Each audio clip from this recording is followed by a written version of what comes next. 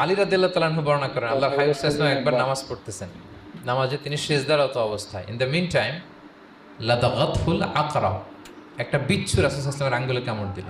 বিচ্ছু, বিচ্ছুর কামড় খাইছেন? হ্যাঁ, কেমন লাগে? খুব আরাম লাগে? হ্যাঁ, খুব যন্ত্রণা হয়, অনেক যন্ত্রণা হয়। তো রাসূল সাল্লাল্লাহু আলাইহি ওয়াসাল্লামকে যখন কামড় দিল নামাজরত অবস্থায়, রাসূল সাল্লাল্লাহু আলাইহি ওয়াসাল্লাম খুব যন্ত্রণা পেলেন, ব্যথা পেলেন। এই বিচ্ছুটারে লানত করলেন। সাধারণত লানত করতেন না, তিনি বলতেন লানাতুল্লাহি আলাল আকরা, এই বিচ্ছুর উপর লানত, লা ইয়াদাউ নাবিয়্যান ওয়ালা গায়রা। এই বিচ্ছু নবীও চিনে না, মানুষও চিনে না।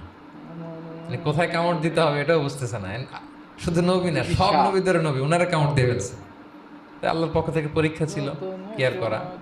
তিনি ভর্ৎসনা করলেন, লানত করে বললেন, নবীও চিনস না, মানুষও চিনস না, কামড় দিয়ে খুব কষ্ট পাচ্ছেন তিনি। তো আল্লাহ হাবিব সাল্লাল্লাহু আলাইহি ওয়াসাল্লাম বললেন, যাও গরম পানি আর লবণ নিয়ে আসো, এনে এটার মধ্যে ঢালো। তো ঢালতে আরম্ভ করলো।